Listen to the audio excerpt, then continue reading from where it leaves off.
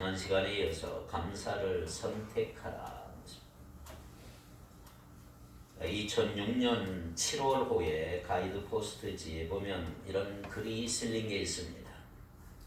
미국 캘리포니아에서 기프트 선물 가게를 운영하는 다나 베스트슨이라고 하는 주부가 글을 자기 경험담을 쓴 글이 올라와 있습니다. 그 제목이 뭐냐면 브라더스 기프트, 형제의 선물이라, 이런 글을 자기 경험 속에서 글을 올렸습니다. 이런 내용입니다. 그녀는 전 남편에게 낳은 21살 된 제이슨이라고 하는 아들이 있었습니다. 그리고 최근에 결혼해 재혼에서 얻은 12살 된 럭키라고 하는 딸이 있었고, 또 4살 된 딸이 있었는데 이 꼬마가 심각한 병에 걸려서 죽어가고 있었습니다.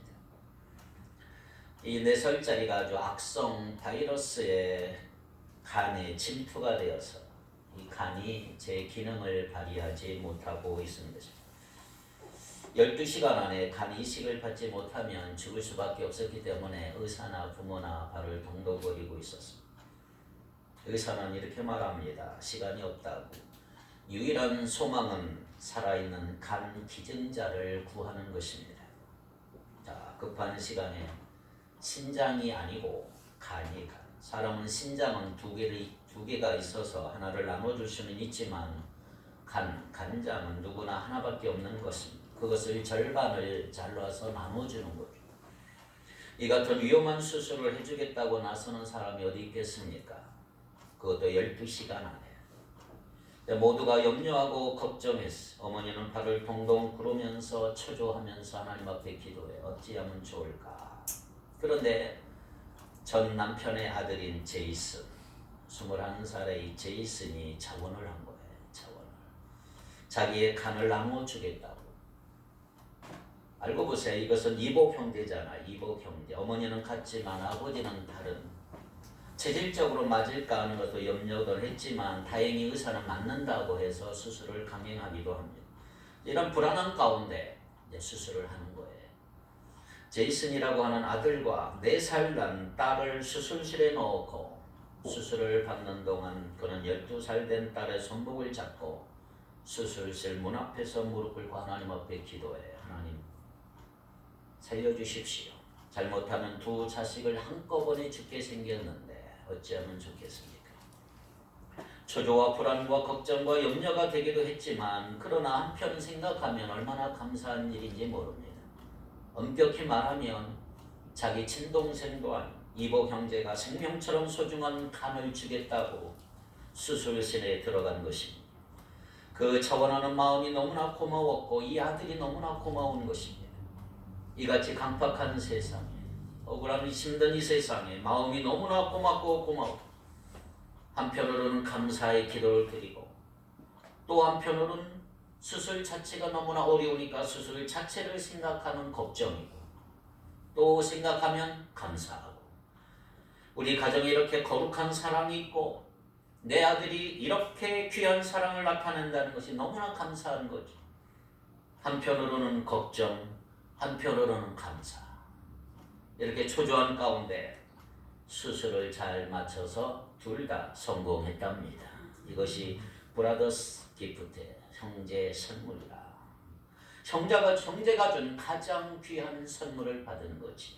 이 일을 놓고 어머니는 깊이 하나님 앞에 감사했다고 고백한 글이 2006년 가이드 포스트지에 실린 것을 봤습니다.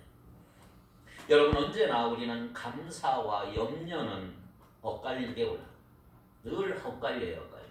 한편으로는 걱정이 되는 거예요. 그러나 다시 생각하면 그것이 너무 감사한 일이 많은 것입니다. 이쪽에서 보면 걱정투성인, 이쪽에서 보면 감사거리가 많은 거죠. 그것이 우리가 사는 세상사라고 할 수가 있는 것입니다. 그래서 아주 최고의 좋은 여건 속에서도 원망과 불평하는 사람이 있는가 하면, 남 보기에 처참할 정도의 삶을 비참하게 살아가지만 오히려 감사하며 살아가는 사람도 있는 것입니다. 영어에서 think와 tank가 어원이 같아. 여러분 think는 뭐예요? think는 생각한다. think는 감사하다. 어원이 같아. 그 뿌리가 같은 거예요. 뿌리가. 무엇을 생각하느냐가 문제라는 거죠. 무엇부터 생각하느냐, 무엇을 먼저 생각하느냐 이것이고요. 또 하나 어느 각도에서 생각하느냐 이것이 중요한 것입니다. 어느 각도에서 생각하느냐. 환경이 달라져야 되는 것도 아니고 세상이 달라져야 감사할 수 있는 게 아니고 감사하는 생각을 가진 사람, 다른 각도에서 보면 감사하게 되는 것이고 겸손한 사람은 감사할 수 있고 믿음이 있는 사람은 감사할 수가 있는 것입니다. 우리가 사랑의 시각으로 세상을 보면 어떤 여건에서도 다 감사할 수 있는 줄로 믿습니다. 유명한 발명왕 토마스 에디슨 발명왕 여러분은 잘 알죠. 에디슨은 어느 날 긴 여행을 떠났습니다.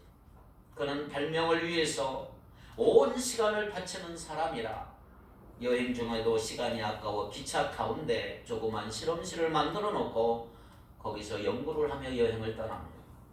근데 어느 날 기차가 덜컹거리는 바람에 약병 하나가 떨어지면서 이게 화학작용을 일으켜서 그만 자기 연구실이 불이 타버렸어. 불이 나버렸어. 기차가 막 불이 옮겨붙어. 그간의 연구해왔던 자료들 몽땅 다 타버리는 시간 얼마나 아까운 거예요. 에디슨 자기 몸도 위험하게 됐을 때 나가지 않고 그 자료를 챙기고 할 때 차장이 달려와서 에디슨을 차장 밖으로 던져버렸어. 결국 생명은 보존됐지만 그때 다쳐서 귀가 멀었어요. 에디슨은 듣지 못해 귀머거립니다. 한평생 수많은 연구를 했고 많은 발명을 했어요. 발명왕 에디슨이잖아요. 그래서 사람들은 에디슨을 이렇게 물어봐요. 어떻게 해서 이렇게 많은 연구를 할 수가 있었을까요? 에디슨은 이런 말을 합니다. 나는 귀머거리가 된 것을 감사합니다. 아무리 시끄러워도 나는 못 들으니까 내가 하는 연구에 몰두할 수 있었습니다. 그래서 감사합니다. 우리가 좀 다른 부분 많죠. 지난 시간 말한 헬렌 켈러도 마찬가지잖아요. 듣지도 못하고 보지도 못하고 말하지도 못하는 삼중고를 겪었던 불행했던 여인. 그러나 그 여인이 어떤 고백을 합니까? 나에게 많은 것이 너무나 많이 주어졌다. 하나님은 나에게 엄청난 것을 주었다. 없는 것에 대해서 나는 생각할 겨를이 없다. 여러분, 어느 각도에서 보느냐가 문제잖아요.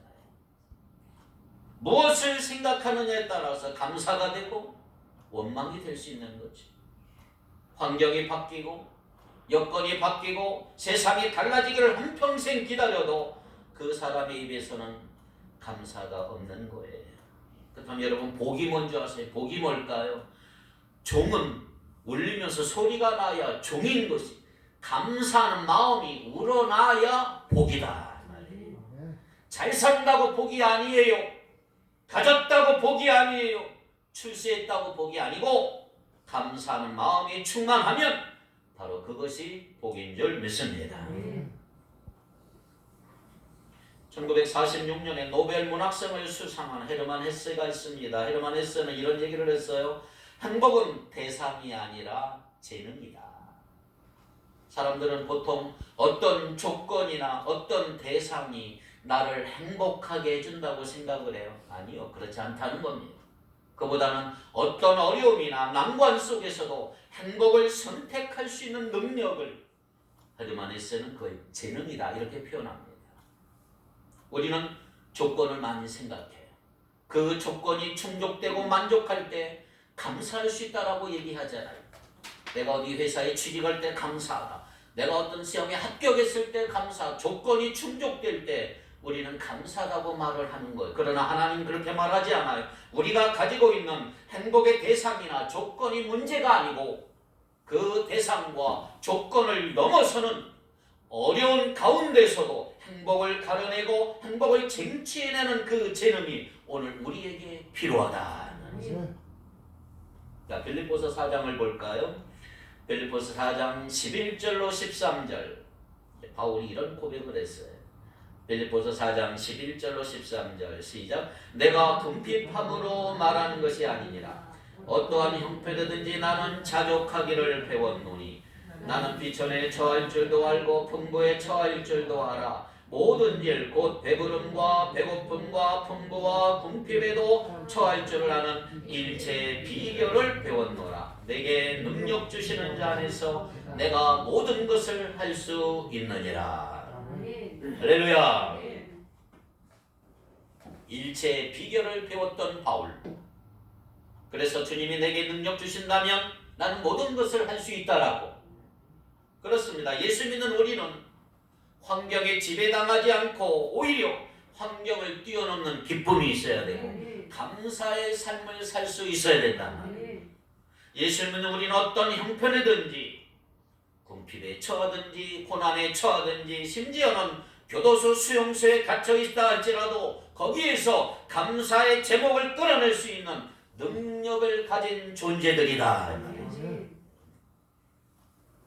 정말 감사한 것은 이겁니다. 삶 속에서 내가 살아가는 삶 속에서 이루어내고 구현내는 일들이 굉장히 많아요. 오히려 감사할 조건을 찾을 수 없는 것 같은 그런 상황 속에서도 기가 막히게 신랄 같은 감사를 뽑아내서 그것을 품고 삶을 지탱해온 사람들이 많이 있습니다.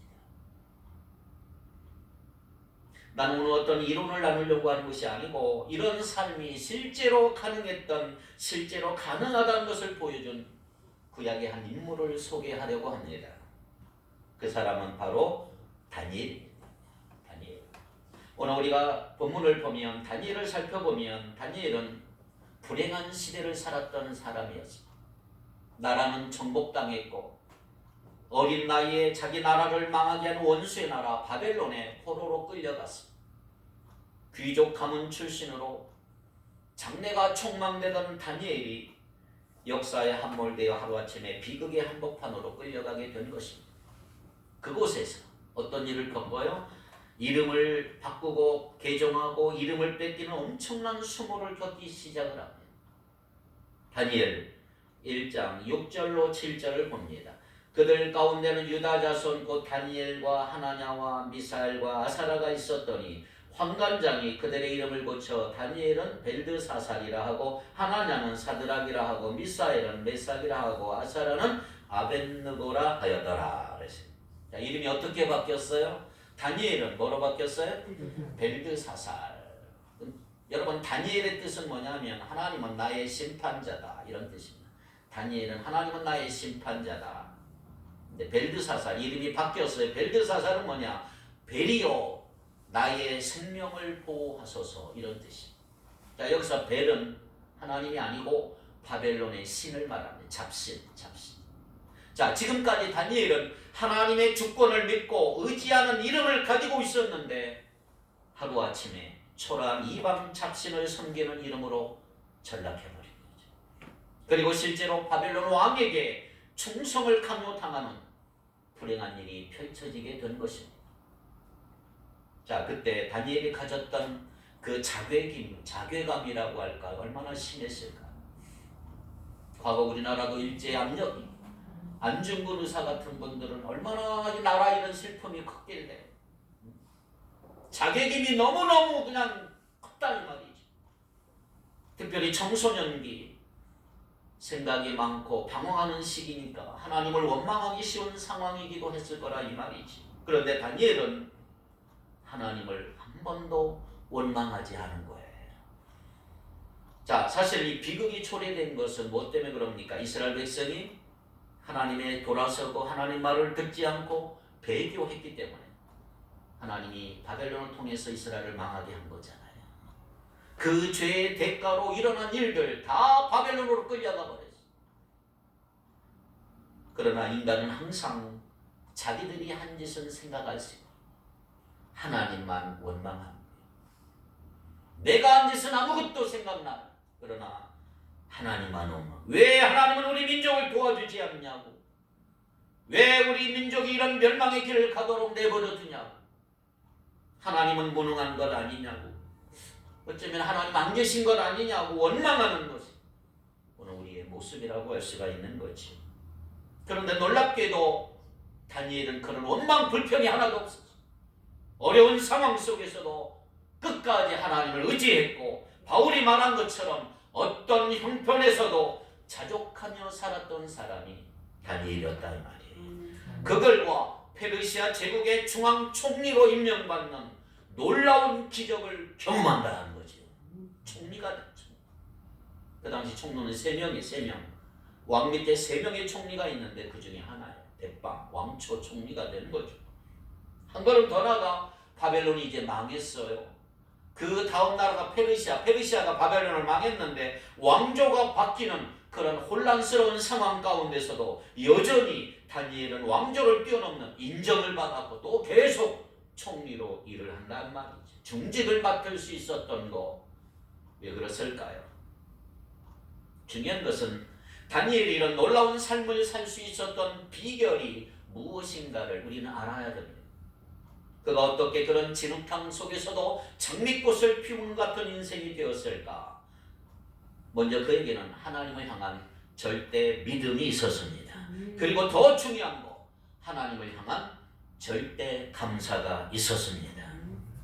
절대 믿음과 절대 감사 때문에 다니엘이 된 거예요. 자, 다니엘 6장 10절 말씀, 오늘 이 말씀을 중점적으로 한번 볼까? 10절 같이 한번 읽겠습니다. 시작.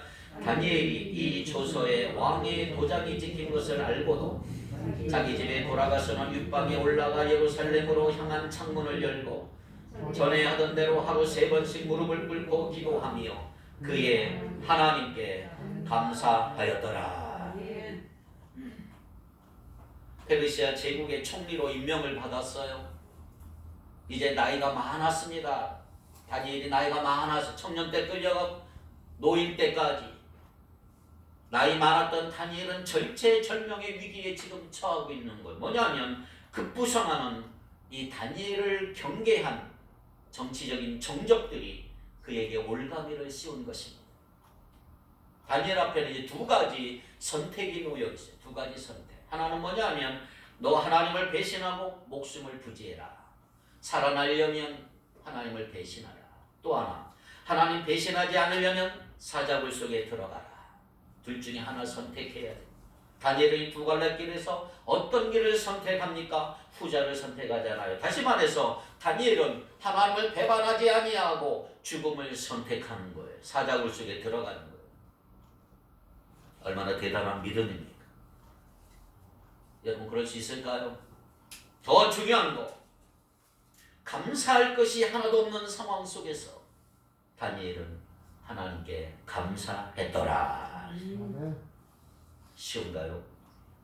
여러분 한 인간에게서 모든 것을 빼앗아갈 수 있지만 한 가지 자유는 빼앗아갈 수 없는 거예요.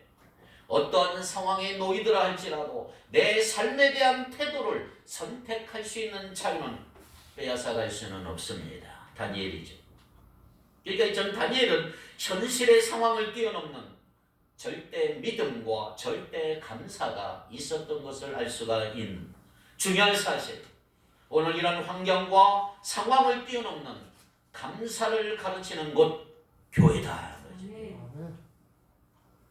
여러분 다니엘을 보면서 감사와 관련해서 몇 가지 중요한 원리를 좀 생각해 보려고 합니다. 첫째는 감사는 선택이라는 것입니다. 따라합시다. 감사는 선택이다. 감사는 뭐예요? 선택입니다. 자, 다니엘에게서 감사할 조건은 하나도 없었어요. 사자굴 속에 들어가는데 무슨 감사가 필요합니까? 정치적으로 자기를 죽이려고 매장시키는데 감사가 뭐가 있을까요? 감사는커녕 불안과 두려움 그리고 하나님에 대한 원망으로 가득 차야 하는 상황에 지금 다니엘이 놓여 있는 거죠. 그는 악한 정적들에게 둘러싸여 있는 상황이요. 그들의 올가미에 지금 갇혀 있는 거예요. 죽음이 자기를 기다릴지 모르는 절체절명의 위기에 놓인 다니엘. 그런데 놀랍게도 다니엘은 이런 상황 속에서 하나님께 감사했더라. 감사. 여러분 이게 어떻게 가능할까요? 사자굴 속에 들어가 죽어가는 불교의 환경 속에서도 어떻게 감사할 수가 있을까? 대답은 간단해요.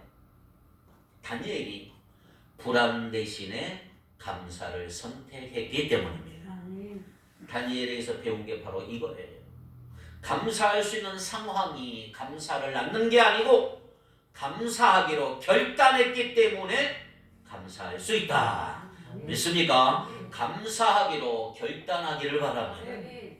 내가 삶을 살면서 모든 것 감사하자. 아니 결단.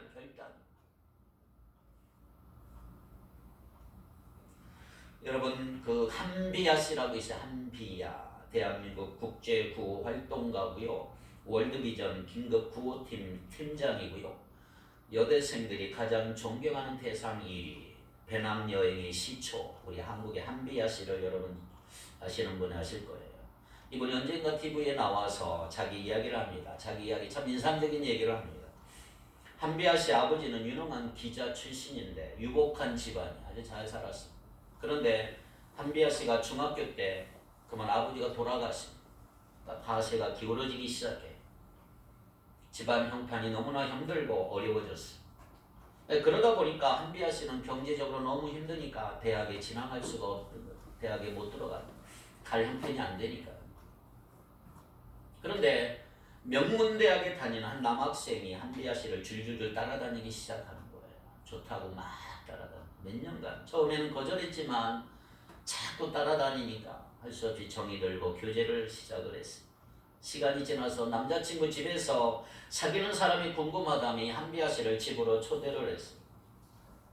집으로 돌아가니까 남자친구 엄마가 반갑게 맞아주고 이제 식사를 마치고 남자친구 어머니가 너무나 궁금했던 거, 아들이 그러나 절대로 일로 알려주지 않았던 거 한 가지 딱 질문하다는 거. 그게 뭘까요? 한비야, 비야야, 너 어느 학교 다니니? 어느 학교 다니니? 이 한비야 씨는 뭐 아무 생각도 없이 저 아직 학교 안 갔는데요, 안 다니는데요. 그 순간 이 어머니 얼굴이 그냥 창백해지더라고요. 그리고 자기를 쳐다보는데 그 눈빛이 꼭 이런 표정이라는 걸. 아니 고졸입니까? 감히 내 아들을. 그것이 얼마나 마음이 수치스럽고 상처가 되었을지 여러분 상상이 됩니까? 그 이후에 남자친구와 헤어지게 됐어요. 이런 상황이 되면 대부분의 사람들은 잠도 못 자고 또 여자분들은 엉엉 울고 눈이 퉁퉁 붓기도 하고 자기 집안 환경을 탓하고 스스로를 열등감이 차기로 몰고 갈 위험에 노출되는데 한비야 씨는 다른 거예요. 놀랍게도 그녀는요, 그날의 그 모욕적인 순간을 대학에 진학하는 에너지로 사용을 했다는 거죠. 잊혀지지 않는 그 눈빛을 마음에 그리면서 대학을 가고야 말겠다고 하는 결심은 징검다리 역할을 하게 된 것입니다. 몇십 년이 지난 후에도 그 청년은 잊지 못할 만한 상처지만 한비야 씨는 그것으로 자기를 파괴시키거나 무너뜨리는 쪽으로 흐르지 않고 인생을 새롭게 비상하는 쪽으로 선택했던 여인이 된 것입니다. 이 여인은 나중에 홍익대학교를 진학하고요. 대학원의 박사도 마치고요. 더 놀라운 것은 이제 62세인데 60살에 결혼을 했어요. 60살에 결혼. 외국인하고 결혼했어요. 얼마나 멋있는 여인이에요. 문제의 10%는 객관적인 사실이지만 나머지 90%는 우리의 반응에 의해서 결정된다는 말이 있습니다. 한비야 씨는 그날 당한 수치와 모욕을 건강한 에너지로 바꿀 수 있었던 원동력이 바로 여기에 있었던 것입니다. 여러분, 감사도 마찬가지예요. 감사는 선택입니다. 객관적으로 너무나 풍요로운 것이 많아서 내가 감사하는 게 아니고 어려운 가운데서도 감사를 선택했기 때문에 나는 감사할 수 있는 것이다. 그리고 감사를 선택했기 때문에 나는 행복한 것이다. 그런 여러분 되기를 바랍니다. 다니엘이 그 어려운 상황에서도 감사할 수 있는 삶을 살 수 있었던 원리, 똑같은 원리. 1장 8절 볼까요? 다니엘 1장 8절. 다니엘은 뜻을 정하여 왕의 음식과 그가 마시는 포도주로 자기를 더럽히지 아니하리라 하고 자기를 더럽히지 아니하도록 환관장에게 구했다. 여러분, 그 어떤 상황이 나한테 주어진다 할지라도 그것에 끌려다니지 않기로 아예 결정했기 때문에 환경에 물들지 않는 깨끗한 삶을 살 수 있었고 감사의 삶을 살 수가 있었던 거지요. 사랑하는 성도 여러분, 오늘 우리도 이 원리를 배워서 다니엘처럼 환경을 탓하지 말고 감사를 선택할 줄 아는 능력자들이 되기를 축복합니다. 감사는 선택입니다. 두 번째, 다니엘을 보며 감사와 관련해서 발견하는 원리가 두 번째 있는데, 감사는 훈련입니다. 감사는 뭐다? 훈련이에요. 훈련. 자, 이제 시편 57편으로 한번 가서, 여기 시편 57편은 다윗이 쓴 시예요. 근데 다윗의 이 시를 보면 아무런 갈등 없이 감사를 말하게 된 게 아니고 1절에서 집에서 7절까지 읽어 얼마나 많이 엎치락 뒤치락 했는지 몰라요. 다니엘, 다윗이 하나님을 어느 날 바라보았다가 원수를 보고 마음이 무너지고 다시 회복되는가 싶으면 또 현실 앞에 한몫되고 무너졌다가 또 힘을 내는가 싶으면 또 다시 마음이 무너지는 과정을 반복하고 반복했고 했던 것이 다윗의 고백이에요. 1절부터 7절까지. 그러다가 9절에 가서야 드디어 감사가 나와요. 9절, 시편 57편 9절 시작. 주여, 내가 만민중에서 주께 감사하오며 문나라 중에서 주를 찬송하리이다. 이 9절에 감사가 나오기까지 얼마나 많은 연단의 과정이 있었는지 모릅니다. 그런데 이 과정을 거치면서 다윗은 결국 감사를 선택할 수 있었단 말이에요. 다니엘도 마찬가지인 거예요. 그가 어려운 상황에서도 감사를 선택할 수 있었던 것은 불같은 연단의 과정이 있었던 것이고 그 고통스러운 상황이 전부 다 훈련으로 승화될 수 있었기 때문인 거예요. 그렇습니다. 감사는 훈련이에요. 오늘 하루아침에 감사가 되는 게 아니에요. 인도의 영웅 간디가 어느 날 기차를 타고 가려고 승합장에서 기차를 탔어요. 그런데 막 기차가 떠나는데 신발 한 짝이 떨어져 버렸어요. 근데 기차가 정신없이 가서 수행원도 이 신발 하나를 구할 수가 없었던 거예요. 이 간디가 딱 자리에 앉고 그 나머지 신발을 밖으로 던져버렸어요. 수행원이 뭐라고 그럴까요? 아니 간디님 왜 그거마저 없앱니까? 그랬더니 간디가 하는 말, 그래야 주워가는 사람이 짝을 맞출 거 아니요. 이건 순간적인 재치가 아니고요. 그 사람은 늘 그렇게 사는 거예요. 그렇게 훈련이라는 게 훈련. 하루아침에 내가 되는 게 아니에요. 감사는 훈련이다. 어려운 가운데서도 훈련. 감사하다고 선택한다면 하나님은 그 상황을 주신단 말이에요. 수많은 연단을 거치고 수많은 아픔을 거치고 넘어지고 깨어지면서 습득되는 것이 감사라는 거. 감사. 저는 우리 축복의 성도들 모두가 다 평탄한 인생을 살기를 바랍니다. 그러나 하나님께서 감사 훈련 학교에 입학시킬 때도 있어요. 그럴 때 여러분 눈물을 삼키고 감사를 선택하는 능력을 여러분들이 준비하고 구비할 수 있기를 바랍니다. 할렐루야. 빌립보 4장 11절 다시 한번 볼까요? 내가 궁핍함으로 말하는 것이 아니라 어떠한 형편이든지 나는 자족하기를 배우노라. 바울의 말처럼 자족은 배우는 거예요. 타고나는 게 아니에요. 열심히 훈련해야 돼요. 자족은 훈련하는 거, 훈련하는 거. 오늘 우리에게 다가오는 여러 가지 현실적인 아픔과 어려움이 자족을 배우는 도구로 사용될 수 있기를 바랍니다. 세 번째. 첫째는 뭐라고요?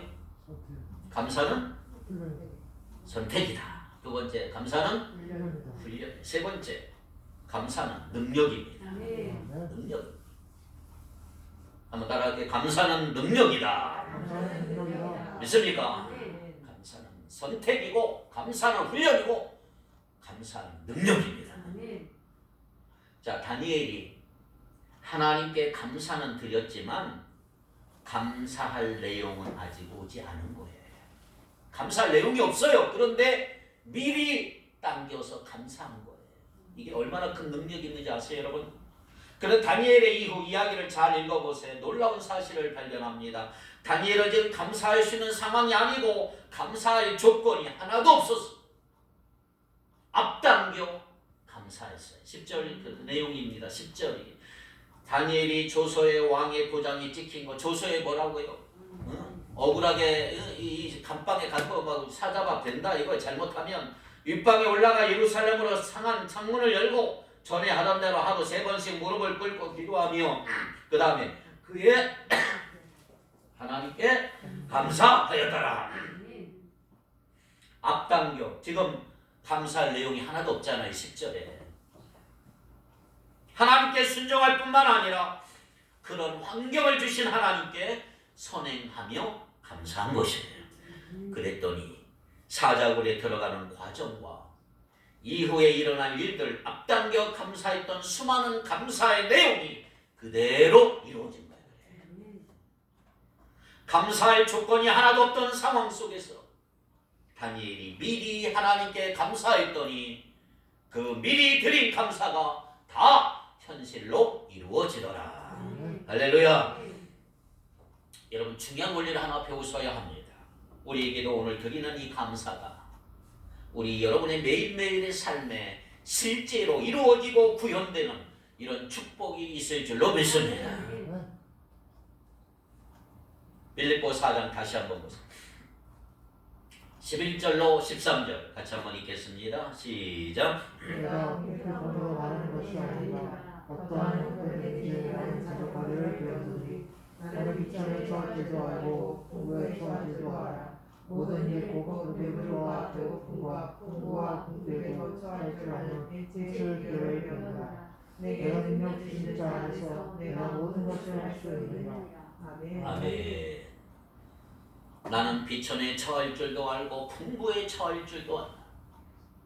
여러분 이런 고백을 여러분들도 할 수 있기를 바랍니다.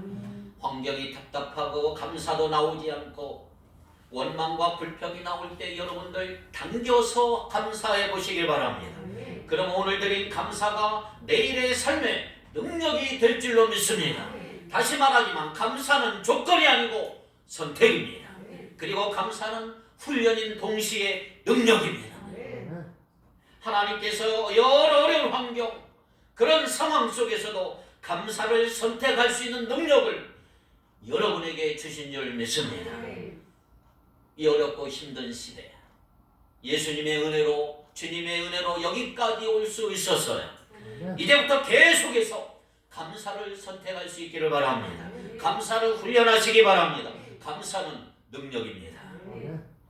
감사가 선택이라고 말씀하시는 하나님께 감사할 수 없는 오늘의 환경 속에서도 감사를 선택할 수 있는 능력을 여러분들이 발휘함으로 감사를 올려드리기를 바랍니다. 10절에 이렇게 말합니다. 하루 3번씩 무릎을 꿇고 기도하며 그의 하나님께 감사하였더라. 그의 하나님께 감사하였더라. 감사를 주제로 지난주에 오늘까지 말씀드렸습니다. 감사 운동은 파도 타기와 같습니다. 붐이 일어나야 할 수 있는 거예요. 붐이 일어나야 돼요. 나 혼자 안 돼요. 여러분 옆에 분 가족들이 다 감사 운동을 하셔야 돼요.